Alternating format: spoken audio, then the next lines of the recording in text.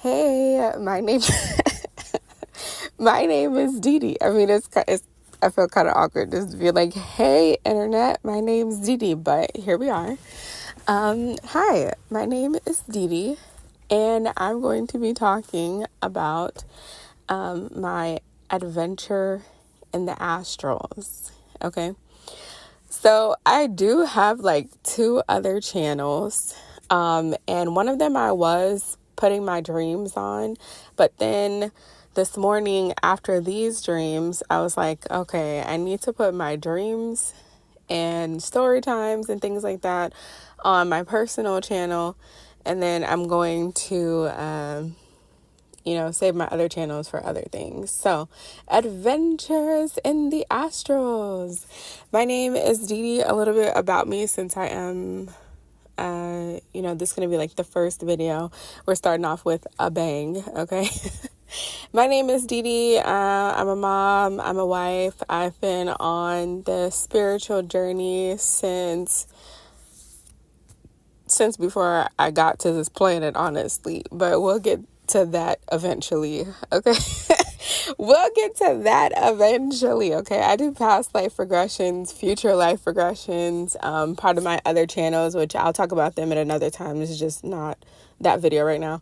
But I'm going to have like a hypnosis sleep channel, and then I'm also going to have a channel that's dedicated more towards tarot, oracle cards, and manifesting on moon phases, okay?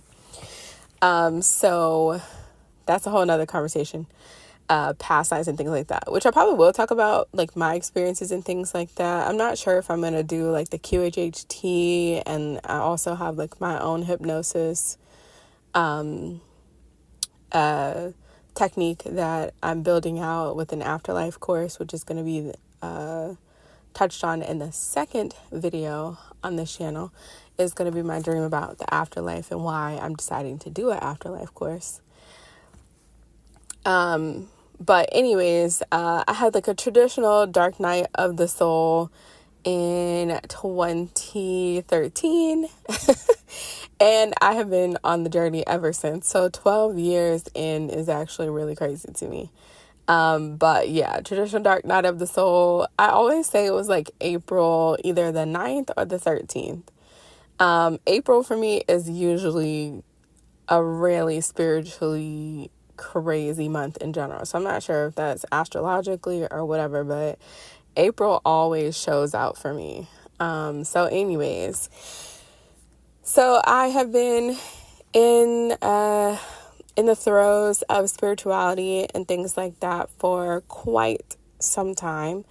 And then now I'm just deciding to talk about some of my dreams, to actually put some information out there, some helpful content across these different channels that I think would just be really helpful.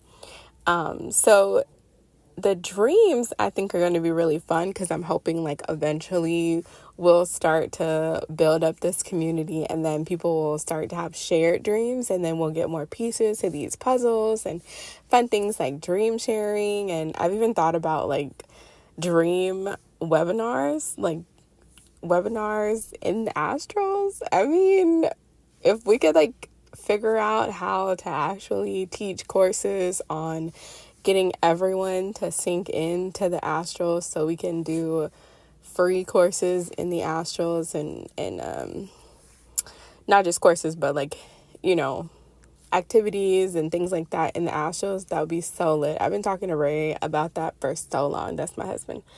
So yeah. So that's a little bit about me. I'm in Arizona, and I am New Orleans born and raised, but I moved out to the desert 2021, of course, from a dream. So I'm going to call them astrals because at this point, it's much more than just the concept of a dream. So along with that, and then I'm going to be like done with all, 444, done with all the, what do you call them, disclaimers and things like that. These are actual experiences that I have, and then sometimes it takes a while for the what is it called? Clarity, not clarity, the information that corroborates it. Is that the word? Corroborates? Oh, child, that corroborates it. Like either for me to find it or for it to come out. So I would just say that because I'm not like a deep scholar on a lot of these things. A lot of the time I am in the astrals, in the dream world, helping out, seeing things. And sometimes I have like some type of clue about what's going on. And then sometimes like I'm just in the midst of it. So this is not from a scholarly perspective, though I am a person that I do like to do research on things. Sometimes I find that the history on it or some of the information on it is not quite what it seems, at least in the astral perspective. And I'm just making that distinction because sometimes when I talk to people, there's kind of this missed point, I think, that these are the experiences that I'm having, like, as we would say, like mystic experience. And sometimes what is actually being experienced is not what is said, like in text or things like that. Or someone might be like, oh, well, nobody's ever talked about that in history. As someone that's had a multitude of wild experiences, to say the least, in these last 13 active years, because I had the Dark Night of the Soul in 2013, but 2012, it was already a buildup. And that's just like the conscious aspect of it. So when I went back to like my whole life and experiences I was having since a child and dreams like that, I'm like, oh, okay, I'm just consciously becoming aware of it, which is the awakening experience. So it's not like you just, hit an awakening and then you become a spiritual being. You consciously sink into the fact that all these things are going on and it actually means something. So I just want to say that because we're going to talk about Sheol today, and it's going to be interesting. And these are just my experiences, but I also, from being in the midst of them and then with the feedback loops that happen in life and things like that, I believe that it has some solid information within it. This is also my personal experience, right? And so my energy field could definitely have a lot to do with what I also see, right? Because we're sharing an energy field. The moment that you come in contact with something, it also comes in contact with you. So I'm not saying that this is the only experience. This is not like the real truth about Sheol, okay? But this was my experience, and I think it's something to offer. All right, okay. And then with later videos, I'm probably not going to do the disclaimer and everything like that. But since this is the first one, yeah. If you want to email me, thedeshandrawimley@gmail.com. If you want to ask questions or, you can comment down below, especially if you had similar experiences, even if it's contradictory, that would be fun. Okay, so let's get into this. So this was last night. So today is July 4th, 2025. Now, I also want to say this too, that there has definitely been kind of, what would I say, like building up a little bit in the astros for me as like an underlying theme of like exiled goddesses and going into different spaces and helping exiled goddesses. Now, for me right now in this moment, fresh off of the dream and the things that are coming up around it, I'm not like making the connection of what that is exactly right now, other than the fact that I was doing a quick search and I saw that Sheol could also connect to the Hurrian goddess Shawala. Okay. I'm pretty sure that that's Shawala.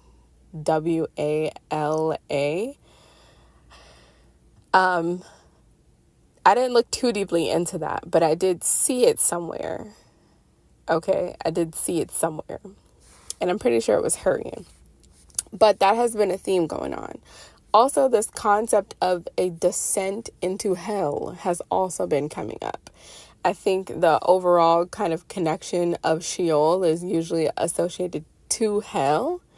And there has kind of been a theme of a descent into hell as a living being, has definitely been coming up as well. Now, some people have descents, where they, are thrown into the midst of the experience, and it's like a near-death experience, and it's kind of like a warning. That's not been my experience with it, as we will talk about in this dream. Okay. All right. Okay. So this was last night, July 4th, coming into July 4th. Okay. So the dream starts out with me and my husband and our children, and we're actually back in New Orleans. Okay. Now, the interesting thing about it is that we were standing on what looked like the G&O Bridge, Greater New Orleans Bridge, right? Crescent City connection. But it also kind of looked like an overlay. Like, I knew it was the Crescent City connection, but everyone was walking. And I have seen this before. Actually, Ray and I moved to Arizona in 2021. And actually, like, probably in 2020, the end of 2019, early 2020, I ended up having a dream very similar to this, where people were walking on the Crescent City connection. And it seemed like there was some type of natural disaster or something, honestly, that happened. At that time, it seemed like there was like this huge hurricane or something like that that came and flooded the city, and literally people's cars were underwater too. And so people were walking on the bridge to get to higher ground. This time, it was a similar situation where everyone was walking on the bridge, but it felt very much like the overlay of Coco from Dia de los Muertos, that movie Coco about Dia de los Muertos. And then you have the little boy, which I forgot his name, which is crazy because I've seen that movie so many times. But, like where he is a living boy, but he goes into the other world. We'll just say like the spirit world. And, like that scene where they have the ticket counter or something like that. Like they have to bring... what is it? Like there's like that computer or something, and it scans their face and it checks to see like your currency, if your family has put you on their altar, and that is like your currency of getting into that realm. Okay. It was very similar to that. Okay. Crescent City connection does not have anything surrounding it, but in this dream, it looked like it was like within a kind of tunnel, like a reddish brown kind of cement like tunnel, a very big one. So it wasn't small, but it was a very big one. And there was a toll bridge. Now, the interesting thing also about this toll bridge is that when I was in high school, there was a law or something like that passed where they actually took out the toll. So, I remember distinctly that we used to cross this bridge and we had to pay an amount each month. Not each month. Each time we crossed over from where we lived to New Orleans, we had to pay. And I think the toll was like $1.25 or something like that. And then I remember, I'm pretty sure it was in high school, they passed a law or something like that. And you no longer had to pay the toll for that bridge. Now, in this dream, we had to pay the toll for the bridge again, okay? We had to pay the toll for the bridge again. So Ray and I are walking up there, and it's not super packed. It's not super crowded. There's people kind of here and there, So it obviously, like, wasn't, like, a big-time event, I guess, going on. And so as I'm walking up, there's this person, and I have seen this person on YouTube as like the Mars King, and I think it's a woman though, but the Mars King. And she came up to me and she was like, telling me like the price of the toll in order to get through. And so in my mind, I'm like, oh my gosh, it's probably going to be like super expensive. And as I was talking to her, I kept hearing Sheol in my mind, like Sheol, Sheol. And I was like, oh my gosh, am I paying to get access to like hell? Why would I be doing that? And so I'm like, okay, I'm just going to trust the process because I guess this, is a thing.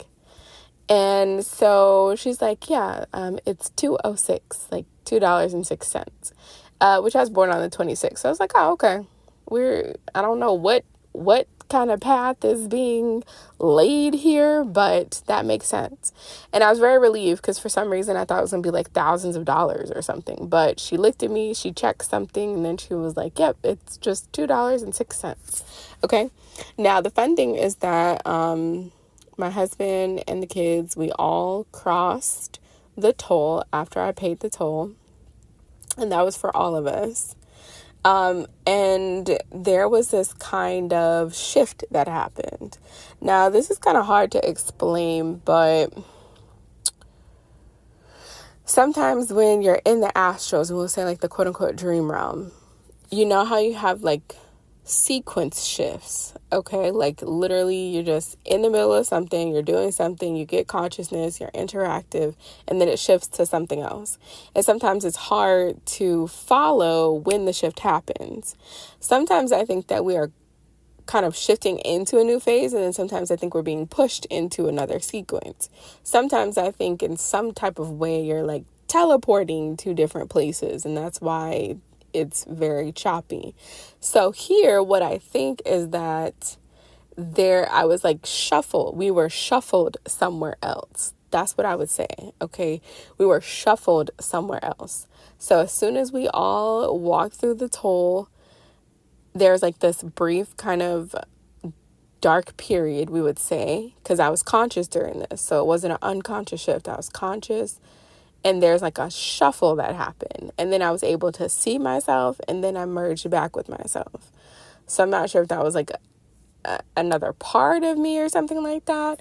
But when I merged back with myself, then it was me, Ray, and the kids, and we were all standing on this water world. This water world, okay? And I kept hearing Sheol, Sheol in my head. And the crazy part is I knew that this water world was Mars. I kid you not. It was Mars. And it was like when Mars was lush and green. I mean, beautiful. Like there was grass. There were kind of sort of trees, and I knew that there was like islands, okay? So wherever I was, it was islands, and I could like sense them. Like, like if you are walking outside of your door and you don't know exactly what the whole neighborhood looks like, but like you have a sense of like how big the neighborhood is, and you've been different parts of the neighborhood, so you can kind of sense where the different parts of the neighborhood are. Do you know what I'm saying? Does that make sense? It was kind of like that. So I had a familiarity with this place, this Mars place, and I could sense where the other islands were. So they must have been relatively close to each other. Like they weren't all spaced out and things like that. And even though there was like visible greenery, it was very lush and beautiful and stuff like that, we still considered it to be a water world. It was mainly water and I guess at least in this part, vegetation, right? Because it's hard to say all of Mars because all of Earth has very different, temperatures and what do they call it? Like climates. They were called climates. But at least in this part of it, there was like a string of islands that were very close to each other. So I don't know if they were huge islands or like mini islands. But I was like, oh my gosh, I remember this. And it was so fun. And I feel like the air quality was really great. And I'm not sure. Now, this is the interesting thing, right? Because, 111.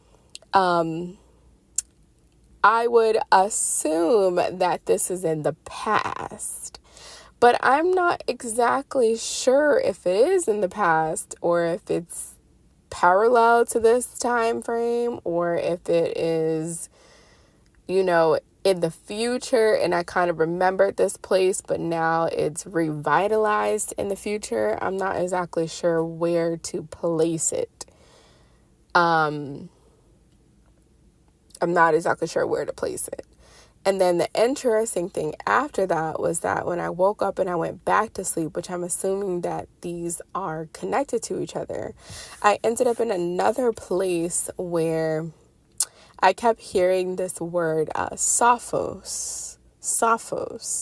And someone was telling me that, and I don't remember if they were saying like I was connected to Sophos. I needed to find Sophos, but it looked like Saphos. That's what it looked like. And so I'm like, wait, what about Sophos? And then it reminded me of, I kept seeing Quasimodo. I kept seeing Quasimodo like hanging from that bell. Do you know what I'm saying? Like the Liberty Bell. I don't know if it was the Liberty Bell in Quasimodo or if it was a church bell, but there's like this iconic scene, I feel like, and I don't even remember the Hunchback of Notre Dame like in explicit detail, explicit, is that the word? Explicit detail, child. Yeah, right. Oh, goodness. I don't really remember it in detail like that, but I remember him hanging from this bell. And there's kind of like this overlay of like Robin Hood too.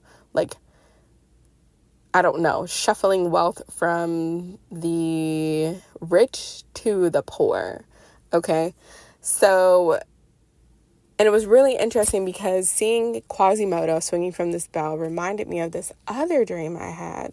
This was quite a while ago, but I'm assuming that they're all connected to each other. But quite a while ago, I had this dream about, I